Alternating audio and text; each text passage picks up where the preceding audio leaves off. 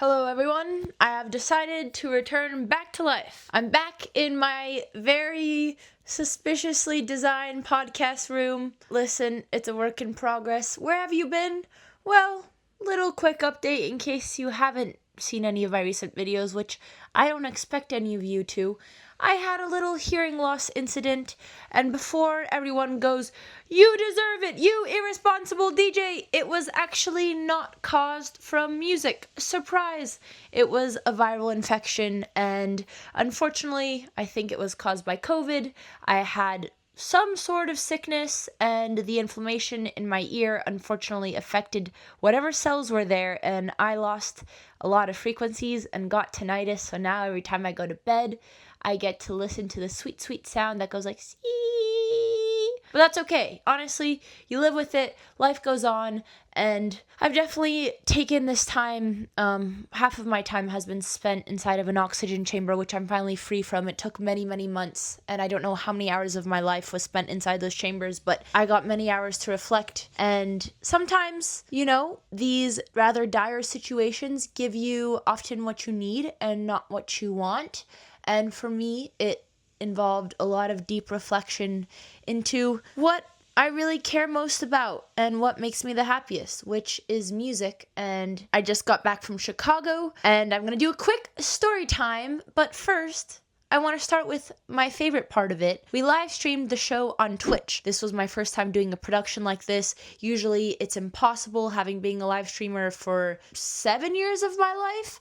I never even attempted to live stream a DJ show on Twitch because the tech is so hard, but we did it. I'm still going to be posting the mix on YouTube, and usually what I do with my mixes is I also go in on the recording and make sure everything's mastered and fix wherever I mess up a little bit. But to everyone who says that my mixes are pre-recorded, you can see me mess up multiple times in this set, so there's some evidence that my mixes aren't pre-recorded. But first, I want to say so many of the comments were so positive. It was a Valentine's Day show. My favorite comment on Twitch during the stream was, "I wasn't expecting to spend my Valentine's Day watching 1.5 hours of the stream alone, but thank you for this. It was awesome, and I wouldn't have wanted to spend it any other way," which was honestly really wholesome, because I don't know about you, but my track record of Valentine's Day have not been the best. I think the only person who gave me flowers before this year, before I had a gentleman in my life, was my doctor.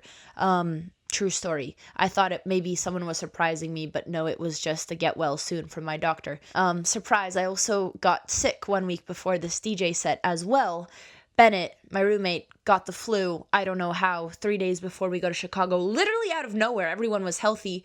So not only was I fighting for my life with this cold, but let me tell you, when I prepare for my DJ sets, I think if I had taken this dedication and this precision and this obsession into when I was a competitive chess player, I would have absolutely reached a title by 16. I was spending at least 8 hours a day going through tracks, redoing transitions, and I'm gonna get into this a little bit because during my stream, there were a couple comments like, "Oh, play button USB," and "She's not wearing her headphones. How is she DJing? This must be pre-recorded set."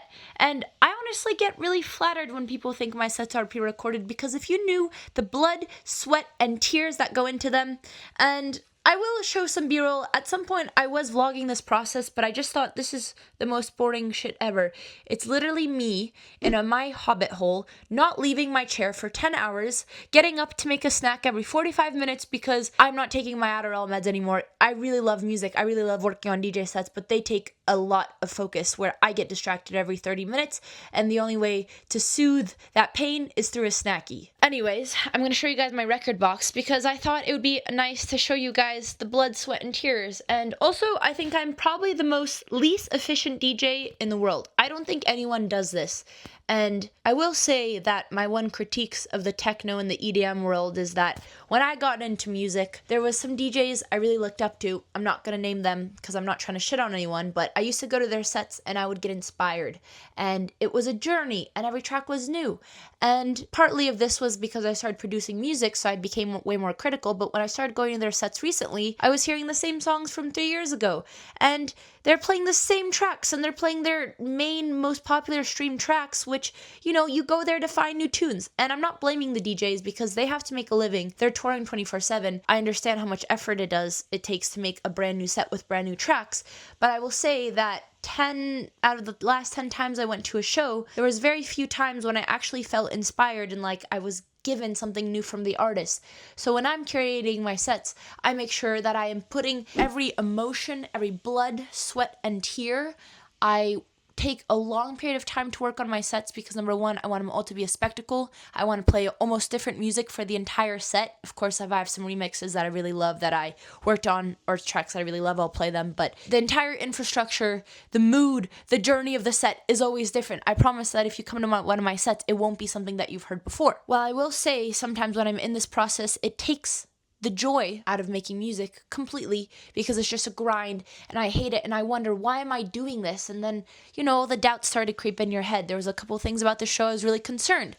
Number one, the biggest show I've ever done, and I was a headliner, which means I'm the only person being promoted to sell tickets here. And so in the last couple days leading up to the venue, I genuinely was thinking I might be showing up and it might be a half-empty venue, and that's fine. We're just going to do our best job, and that's not going to change how I'm going to approach the set. Then the day of my DJ set, my plane got delayed 1 hour, then 2, then 3, then 4. I spent all day in and out of the airport panicking while working on my laptop on my DJ set. I ended up just deciding to hedge my bets, taking a random layover, and good thing I did because my flight got delayed so late I wouldn't have made it to my set. I landed, I went directly to the venue. I did my airport in a dark Uber. I'm not kidding, I was putting on my concealer like this without any lights on, and you know what? It works. I've kind of mastered the art of doing makeup in the dark. I got to my DJ set, I had less than an hour to do my makeup, and bam. And you know what?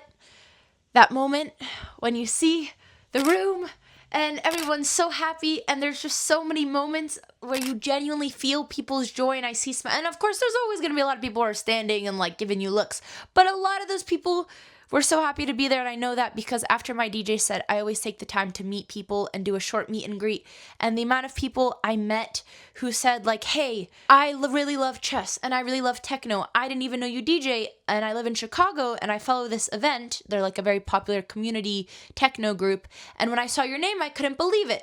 And for a long time, I tried to differentiate myself from my background as a chess streamer because I felt like as an artist, I need to reinvent myself. And I know that while in many cases it can be a pro, when it comes to the politics of the techno world, as I've learned recently, a lot of people will see that you have followers and think you're an influencer DJ. And because of that, you're not actually trying to do music for music, which not to say, Evie, I think she's trying to get up here. Evie. All right. The cat has joined the party. This is my roommate's kitty. I've adopted her. She sleeps with me every night. She's kind of like a dog. She's probably the most beautiful kitty I've ever seen, although she does fart a lot and she does have quite a poopy butt for the beautiful little sweet innocent kitten that she is, but that's okay. Sometimes I shouldn't share this, but I don't know if it's me farting or her. Sometimes I don't know why I felt compelled to share that, but I'm just going to continue from here. Right, the elitist techno people. They see that you have followers, and because of that, ultimately they think, oh, you're not actually going to be able to sell out a club, which actually can be the case for many people. And I understand maybe at first glance, you see my photos and think, oh, sexy photos, she can't be a real DJ. Which, I'm always trying to make my social media more authentic, but it's hard. You have to play the cards you're dealt sometimes. And I understand where those assumptions come, but that's very much not the case for me.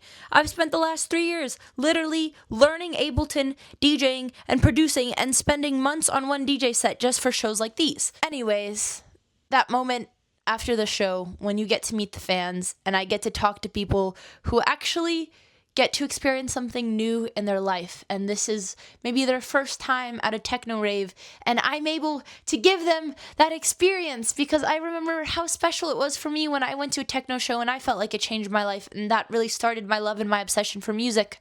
And those interactions after the show, and obviously seeing the room full, which just filled my heart up so much, and always makes all the pain and all the suffering leading up to this DJ sets worth it. I was going to do a small thing where I showed you guys my process because I felt like it's kind of important because I just want you guys to understand the level of insane prep I go to. So, all right, I don't know. I had a table, but oh wait, I do have a table. Bennett did arts and crafts on my table, and now there's a random green goo.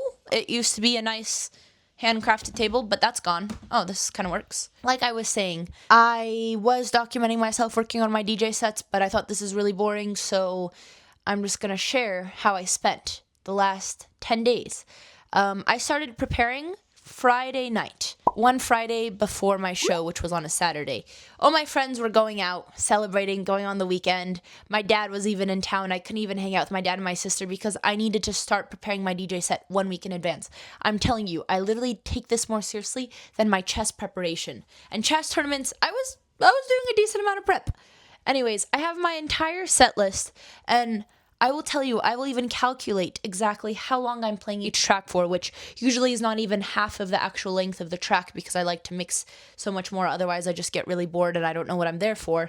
So this DJ set was about, I think my set ended right here, which hilariously was the last song I had prepped. And there's no better feeling than when you prep until the final moment of the track list and you get there. So this was 54 tracks, and I will prepare every single transition like a freak. So I got my cue points. Essentially, I have 2 cue points. Green when I want to start the song and start hearing it in my headphones. Yellow when I want to start mixing it. And then I will go in and I will practice this over and over again. And many times I'll have to change the moments. I will say the way I DJ is probably not the most sustainable, and probably a reason most DJs don't do it like I do. Most DJs will use loops and just make their own build-ups. But I really enjoy when I approach music like a puzzle, and I find really long, beautiful breakdowns that will blend beautifully with another really long, beautiful breakdown. And I usually try to find the exact 16 bars of tracks that will just blend together, and that means I might have to spend 3-4 days digging for new tracks just to make one specific track in my DJ set. And you might be thinking, well, then you're not really a DJ, you're not playing to the crowd. And maybe this is my approach for now, but I don't know, something to me about preparing it like a beautiful orchestra I really enjoy, because I give a little taste of every genre and I don't really like sticking to one genre, and I know that I'm playing the best set possible, and apparently you can't hear anything while you DJ. Sorry, I'm shouting. I hope you guys aren't losing your hearing. So the reason I wanted to talk about my prep and bring up that comment about, oh, how is she DJing? She's not even wearing the headphones. Well, I get into the booth. First, I put in my hearing protection, which I didn't know you're supposed to wear about as a DJ. I would wear hearing protection everywhere else, even my workout classes, and I would DJ maybe 2-3 times a year live shows, so I wasn't getting that much hearing damage, but it was still irresponsible. Hi guys, quick intermission because I have huge news. I have been dying to work with this company, and I'm officially joining the team over at Unplugs. They are the earplugs that I was wearing in my DJ set, and they are the best earplugs on the market. I'm going to show you why really quick. These earplugs have 2 settings, so with one click of a button you can get 20 decibels of hearing protection, which is amazing. This is the setting I was DJing on, but you don't have to do that awkward thing when you go out and you're like, what are you saying? No, you can just click and you can continue to have conversations, and the customization, the comfort, and the quality of these earplugs is honestly what makes them the best earplugs on the planet. I do not say this lightly. I bring these everywhere. You would be surprised that most places you go, whether it's a comedy club, a restaurant with your friends, a workout class, usually you're spending enough time in there to get hearing damage, and as I've spoken about before, once you get that, you can't reverse it. Ever since I lost my hearing, I've become way more cautious about hearing protection in general and wanting to just increase awareness about it. Now that I actually take supreme care of my hearing, I've noticed that so many places I go without these bad boys, I'm actually in physical pain. And again, you don't have to adjust any of your social scenarios to protect your hearing. I cannot emphasize how important it is. These earplugs will be launching in April, but there is currently an early release link. You can use the link in the description below, and you can also get a discount if you're early. They're gonna go really quick, but I'm sure there will be more. And if there's anything that you're taking away from this video, to protect your hearing. So shout out Unplugs. I'm so excited to work together and hopefully try to save some of other people's hearings. Now back to the video. But mainly because you don't see any DJs wearing hearing protection. Why is that? Mainly aesthetics, I would say. Even asking other DJs, the headphones are mainly for aesthetic, because guess what? Even if you turn your volume on the headphones all the way up, you can't hear shit. The speakers are so loud, and not even the speakers you can hear anything. They're extremely loud, but everything is so loud that because of that reason, the music quality is actually, it just sounds distorted. So I was so grateful that I had memorized all my cue points that even though I couldn't even hear anything in real time, when I was able to listen back on the stream, which will soon be on YouTube, I could hear that my transitions all worked out beautifully, but on my end in the DJ booth, it sounded like shit. Now, I'm genuinely curious what DJs do, because obviously a lot of them are mixing on the spot and you do have to hear. And maybe I think next time I will bring my massive eared production headphones.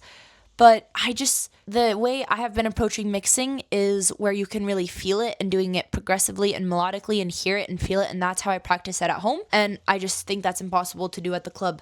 So I don't really know what the solution is. I think literally it is a Beethoven DJ set. You can't hear shit. You can just see it. That's it. And if I didn't spend over 50 hours preparing this DJ set, I would have messed up every single transition. It was also my first time DJing with hearing protection, which didn't change anything at all, honestly really helped. Usually I will have like a massive migraine after a DJ set. My ears will be really sore. Considering how loud the music is, it didn't change the quality that I was hearing. Now, of course, there's a couple times that I slipped up, and I don't think having it in my headphones would have changed anything.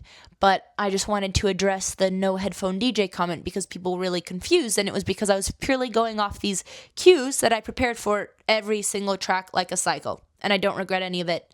Now, my only con with this approach is I have another DJ set in a month. I'm planning to play more music than usual. I don't know how I'm going to master this prep with new tracks every time, but I will find the answers to that later. Anyways, that is my main DJ update. I also, since I did bring up the hearing loss, wanted to give you guys a little bit of a deeper update because so many people on social media have been asking me, which I really appreciate the concerns. And I'll give you guys just a quick update. I was initially going to do a massive vlog about everything I tried, but it was getting quite exhausting and depressing because nothing was improving. And at some point when you're on your 5th audio test and you get no improvement, you're kind of tired of filming and vlogging yourself. And essentially I tried everything. I tried stem cells. I've been doing red light every night. I hold this little red laser in my ear 2 times a day actually. I bought it from these German people. It is a medical device, and it goes to a certain wavelength, which is the best red light therapy. There's been a lot of good studies on red light therapy. Could take several months, might not do anything, but I'm still going to do it. So I've been holding that in my ear in the morning and night.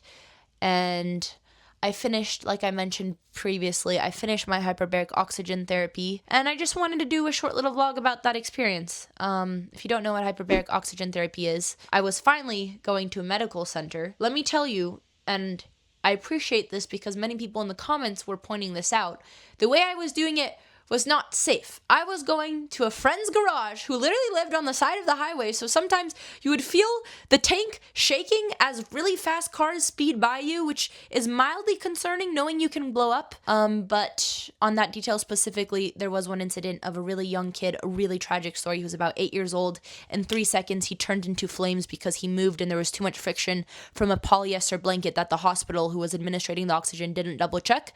The tanks that I was going to, you're not surrounded by the high pressure oxygen. You have a mask. So theoretically, I don't think I could have blown up, but like you're locked in this chamber 3 hours a day. I would always make sure someone was home, but I was spending weeks in there because I was so desperate. For me, if there's something I can do to improve my chances, I will spend every last effort, not necessarily because it's logical. Evie's back. Meow. Not necessarily because it's logical, but because I will forever live in regret if I know that I didn't do everything I can. And that was the case for my hearing loss. So I started right away, and I wasn't able to get admitted where I needed to be. So I found my own means of doing it, which meant spending 3 hours in a random person's garage, which I'm still very grateful for them. And my whole pursuit there was thinking the earlier I can get in, the higher chance of recovery. But realistically, the chances that I recover is 5%, if not even less. And I've mentioned many times that had I been diagnosed properly, I could have gotten steroids earlier and maybe I wouldn't have lost my hearing. But as I've dug in more and spoken to so many people at Hyperbaric Oxygen with hearing loss, who many of them are young, completely healthy, have no idea. Some of them had COVID, some of them didn't. Some of them got on steroids 24 hours and still didn't get their hearing back. I've also spoken with many more audiologists, so even if I was treated, I don't even know if there's anything I could have done to prevent my sudden hearing loss. But anyways, I was going to UCLA Medical Center from Monday through Friday, and I took a lot of time off because you get really exhausted. I don't know if I'm assuming it's just like all the oxygen, but I would just feel so sleepy every day. And you also have to really take care of your health when you're doing that because you want to obviously maximize your efficiency. And I got to read a lot of books, which was nice. But a lot of the people in the chamber were chemo patients who had radiation and now had pain or a lot of damage. And most of them were probably above the age of 70, and I made some really good friends. I will say that those little interactions, when I think back to my oxygen therapy, I think about it fondly, and I have sweet memories. There was one woman, her name was Sue. She was absolutely beautiful. I never asked her age, but I think she was in her 70s, guessing from all the context she told me. And her story was heartbreaking because she, for many years, knew she wasn't feeling well and was telling her doctors, hey, I think there's something serious. And they kept telling her, like, no, you're fine, there's nothing. Finally, a year later, they diagnosed her with stage 3 cancer, which she literally called out and the doctors told her no. And she had to do her own research to even advocate for herself that hyperbaric oxygen therapy was helping her, which it was. Let me tell you, she was saying the pain from radiation was finally, she was feeling better. And she had to push so hard just to get that treatment. And it would be the conversations with people like her who would just make me so grateful to even be in their presence. Many times I would even tell the people there, like, I don't feel like I should be taking the spot of someone here at Hyperbaric because I feel like there's people who need it more than me. Like, my hearing loss in comparison to this person who was battling cancer is nothing, but there was actually a lot of people with hearing loss, and obviously it's kind of an insurance politics game. And there was also, like I said, a number of people with hearing loss, which I was just fascinated by how diverse the age gap was. A lot of the people with hearing loss were really young. But anyways, this was the first time, firsthand, where I get to spend time with people going through life-threatening medical treatments, and all of them were the funniest people I've ever met. They'd always be cracking jokes whenever you come. Every day after a session, great jokes. We all watch movies.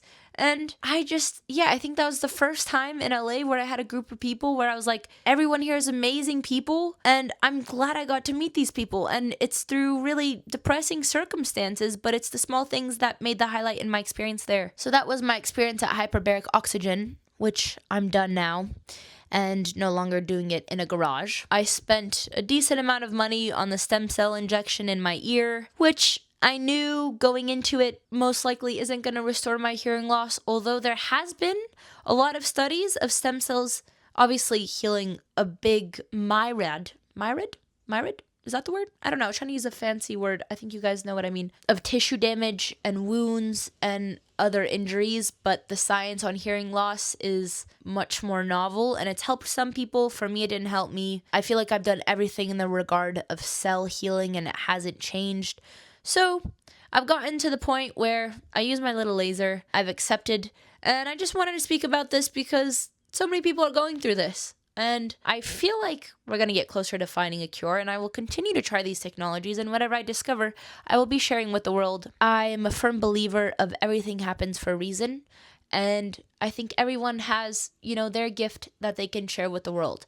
And I truly think my gift is my love for music. And these months of hearing loss and depression has really made me go deeper into music, and all my free hours I spent in on Ableton making music. And I finally feel like, especially now when as an artist you're getting pressured so much to be putting things on social media that feel gimmicky, and I really hate that right now the way I have to promote my music doesn't feel like it's coming from my soul at all. It feels like you're chasing an algorithm, which I know a lot of artists feel this way, and I haven't quite found the best solution, and I'm trying to fix that mismatch. But when it comes to making music, I just want to make music that's straight from my soul. I think this is an experience a lot of people have when they make their passion their job. And when I started music was the one thing that was pure, that was for me, that I didn't alter to anyone else's perspective to get clicks, to get likes.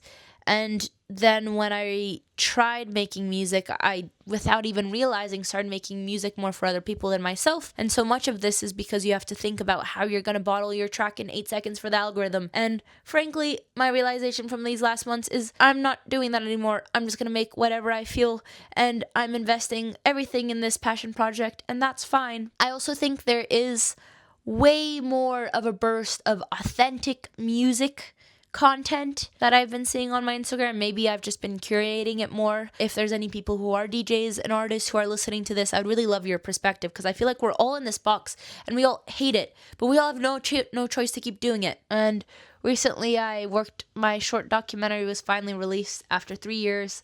I'll play it right here in case you want to watch it. And even working on that project, I was like, wow, this is such a meaningful story. And even watching it years later, it was something I was so proud of. And I really want to make more things like that. I want to find the right way to tell stories. And currently, I'm just documenting things, and I got a little camcorder, and I don't love to share and talk about things when I don't know exactly the best way to do them yet, so I'm just putting this out in the world, but I do want to figure out how to capture more authentic stories. It just might mean that they might take more time. Very similar to music. What I thought I was going to be able to accomplish in a year, I haven't accomplished in 3 years, and that's okay. But I have to be patient with myself in the artistic process. And I've been yapping a lot, but I just wanted to give you guys a little update, because I made this channel, said, hey guys, and then forgot the password. Just kidding. No, I didn't. I just had these last couple months of chaos. I think that's all my life updates. I hope you guys have enjoyed my short personal podcast. I will be back with more. Evie looks so peaceful right now. If you guys are any artists or creatives, you don't even need to be an artist, or someone who just enjoys this creative space like I do, comment below what things you guys would like me to discuss. Currently, I'm just documenting my life and figuring out the greater stories I want to tell. So just know that I'm working on those, but they might come more slowly because it takes time to tell a good story, as I learned. It won't take 3 years. I want to work on a short doc about hearing loss, so I might be working on that next, but it's going to be a big project. So thanks for listening to me yap. Thanks for all the support. If you guys are listening to my DJ set, I'm excited to share more with you. Hope you guys have a beautiful day. Take care of yourself. Make sure to check your air quality. Make sure to check the quality of the water you're drinking. Make sure to wear hearing protection and sleep 8 hours a day. Take your creatine, take your vitamins, and have a good day. See you guys next time.